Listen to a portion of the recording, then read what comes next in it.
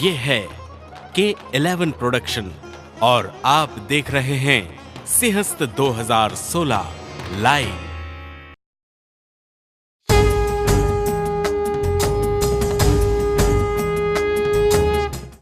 जय श्री महाकाल।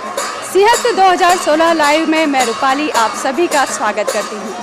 हमारा शरीर पंच तत्वों से मिलकर बना है, पृथ्वी, अग्नि, जल, वायु और आकाश।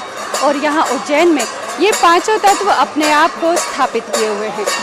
आज हम आपको बताएंगे जल तत्व के बारे में। जल तत्व की प्रतीक माँ क्षिप्रा यहाँ मौजूद हैं, जो इसमें स्नान करने वाले सभी भक्तगणों का कल्याण करती हैं, उन्हें मोक्ष प्रदान करती हैं। और आप देख सकते हैं गंगा की तरह जिस प्रकार हरिद्वार में गंगा की आरती होती है, उसी प्रकार यहाँ उज्जैन में भव्य पैमाने पर भव्य जन सैलाब के साथ माँ क्षिप्रा की आरती हो रही है और बहुत बड़ा आनंद का माहौल आप यहाँ देख पाएंगे। आइए हम भी भागीदार बनते हैं इस पुण्य लाभ के। अभी इस समय आप देख सकते हैं यहाँ पर माँ क्षिप्रा की धूप आरती हो रही है।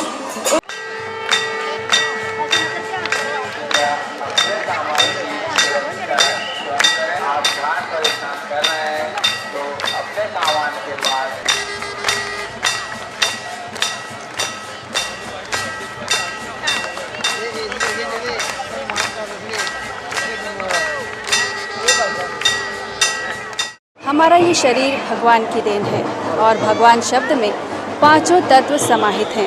कैसे? तो देखिए, भ से भगवान, ग से गगन, व से वायु, अ से अग्नि और न से नीर, नीर यानी जल।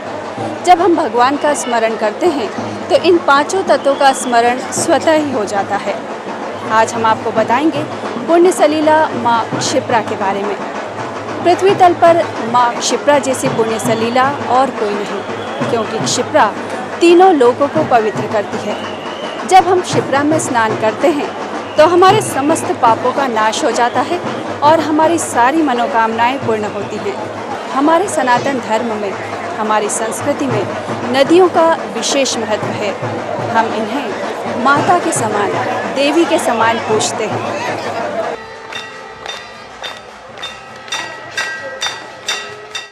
भागवत पुराण, शिव पुराण, वामन पुराण और महाभारत में क्षिप्रा का विशेष उल्लेख है।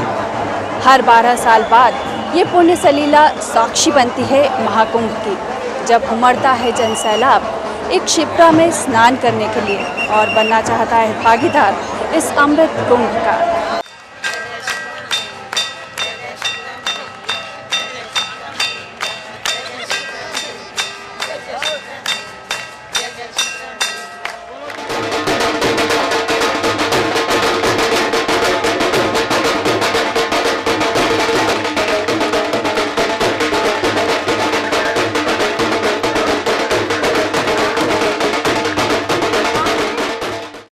अभी हम क्षिप्रा के तट पर स्थित हैं और थोड़ी देर पहले ही क्षिप्रा आरती संपन्न हुई है। अभी हमारे साथ है यहाँ के मुख्य पुजारी अनुज त्रिवेदी। तो आइए हम इनसे जानते हैं कि क्षिप्रा मैया किस तरह से भोलेनाथ की नगरी में आने वाले भक्तों का कल्याण करती हैं, उन्हें मोक्ष प्रदान करती हैं, किस तरह से उनके पापों का शमन करती हैं। यह आरती हम प्रकृति पूजन के रूप में करते हैं। प्रकृति के बिना हमारा जीवन संभव नहीं है। जल, धरती, हवा, आसमान, धरती, यह प्रकृति है। जल के रूप में यह नदी के भगवान समझकर माता के रूप में हम इनकी आरती करते हैं, इस संदेश के साथ कि यह जल, यह नदी हमेशा स्वच्छ रहे।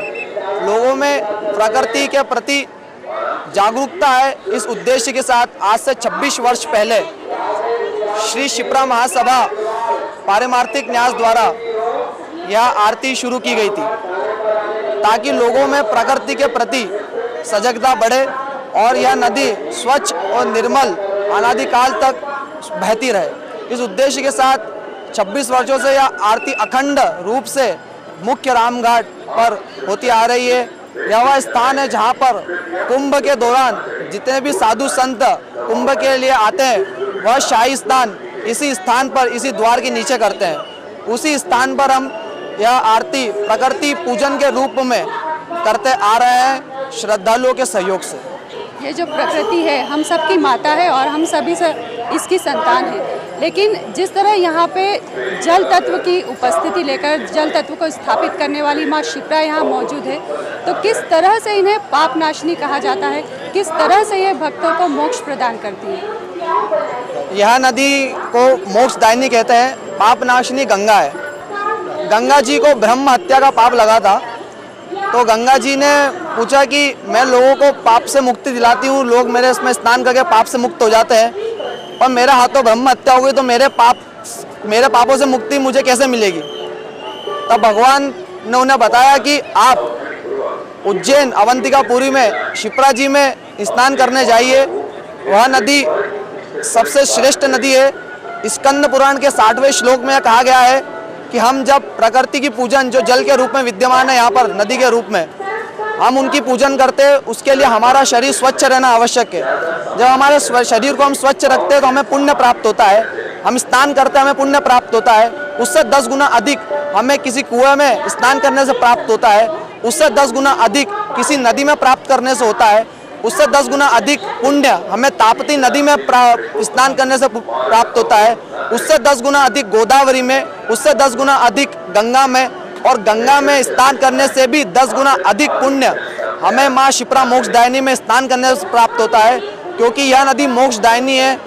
सारी नदियाँ उत्तर से दक्षिण की तरफ बहती है, पूर्व से पश्चिम की तरफ बहती है, पश्चिम से पूर्व की तरफ बहती है। यह नदी उत्तर की तरफ बहती है, एकमात्र नदी है, इसलिए इस नदी को हम उत्तर वाहिनी भी कहते हैं। क्योंकि पाप की मुक्ति जब हो जाती है तो शरीर सिर्फ पाप की मुक्ति होती है, पर मोक्ष की प्राप्ति एक मनुष्य के लिए सबसे अधिक महत्वपूर्ण है। यदि हमारे को मोक्ष की प्राप्ति हो गई, उससे श्रेष्ठ एक मनुष्य के लिए, एक जीवन के लिए और कुछ नहीं है। पाप से मुक्ति हो जाएगी, आप फिर पाप करेंगे, फिर मोक्ष पाप नाशनी हो जाएगी, पर मोक्ष की प्राप्ति हो गई उससे अधिक नहीं है। इससे नदी को, क्षिप्रा नदी को हम मोक्षदायिनी कहते हैं। कई शक्तियाँ और स्वयं शिव और शक्ति दोनों ही यहाँ विद्यमान है, और यदि देखा जाए तो दुनिया में प्रकृति से शक्तिशाली और कोई नहीं। यहाँ पे मोक्षदायिनी क्षिप्रा है, स्वयं महाकाल है। आइए हम जानते हैं मुख्य पुजारी जी से कि क्षिप्रा की उत्पत्ति किस प्रकार हुई।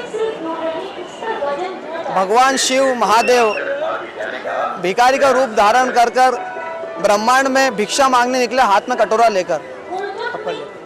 उसे कपाल कहते हैं, भिक्षु पात्र कहते हैं। वो भिक्षु पात्र लेकर महादेव ब्रह्मांड में घूमते रहे, घूमते घूमते सभी जगह गए, पर उन्हें कहीं भी भिक्षा प्राप्त नहीं हुई। तब आकर वो विष्णु जी के पास पहुँचे। विष्णु जी से उन्होंने भिक्षा मांगी और विष्णु जी ने उन्हें कुछ दिया जो महादेव को ये लगा कि उनके अनुरूप वह पर्याप्त नहीं है या उनके योग्य नहीं है। इस बात पर महादेव को क्रोध आ गया, गुस्सा आ गया। महादेव ने अपना त्रिशूल उठाया और विष्णु जी को मार दिया, विष्णु जी को प्रहार किया, मारा त्रिशूल से।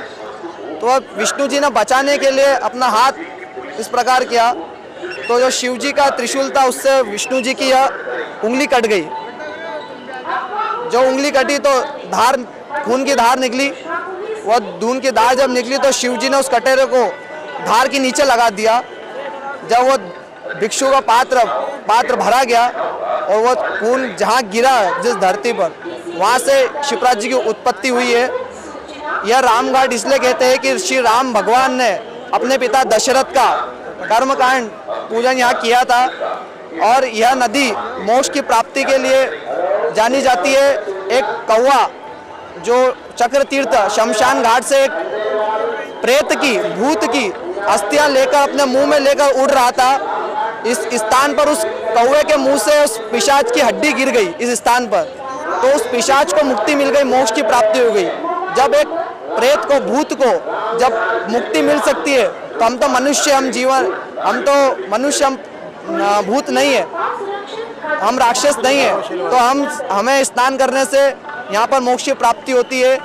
यह स्थान पर हम सबसे प्राचीन क्षिप्रा महासभा यहाँ पर प्राचीन 26 वर्षों से अखंड सांध्य आरती इस स्थान पर इसीलिए करते आ रही है कि लोगों में प्रकृति के प्रति सजगता बढ़े और यह नदी हमेशा स्वच्छ निर्मल बहती रहे। उज्जैन में भक्तगण पधारते ही इसलिए हैं, आते ही इसलिए हैं ताकि वो जन्म, मृत्यु और पुनर्जन्म से मुक्ति पा सकें और स्वयं शिव में लीन हो जाएं। तो उज्जैन के बारे में और भी बातें आपको बताते रहेंगे। बने रहिए हमारे साथ सिंहस्थ 2016 लाइव में। जय श्री महाकाल।